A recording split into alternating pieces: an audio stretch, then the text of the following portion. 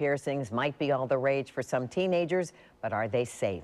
With us now with answers is Dr. Howard Brooks, a Washington dermatologist. Dr. Brooks, good to have you back here with us. Thank you, good to have you. How can we even ask this? All the sports figures, the celebrities, even a former Republican Secretary of State had a tattoo. That's true. That's true. You know, a long time ago, tattoos were considered rebellious, or you were a criminal, or you were in the military. But now it's part of mainstream society. It's an expression of your own self-identity. As you mentioned, Brad and Angelina Jolie have it now, and all the sports figures have them. Absolutely. And at Ocean City about 2 weekends ago, the biggest draw for young people were the tattoo parlors. But you say they do come with risk. What do we have to be concerned about? Well, the main thing that we are concerned about is the transmission of infections, bacterial infections, viral infections, hepatitis A, hepatitis C, as well as HIV. Is that from just the act of having a tattoo, or from going to a place where you know nothing about the place may be? That's a good, you have to be a smart, scuzzy. That's true. You have to be a smart consumer. A recent study showed that tattooing and the tattoo parlors is Ooh, look at this. Yes. Is that a tattoo gone bad? That's a tattoo gone bad, and that's what we have to think about. If the place looks dirty to you, if you don't ask the right questions,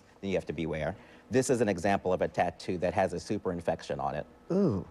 So, you know, you have to be careful, ask the right questions, and don't be embarrassed. Ask the tattoo parlor, well, do you use sterile techniques? Is the gun sterile? Is the needle sterile? And are the pigments sterile that they're using? And do you have to take care of it once you leave there? It's not like I get it and I can go out and do anything, get in chlorine water or anything Absolutely. like that. I mean, this is actually a procedure that you're having done, so you do have to take care of it.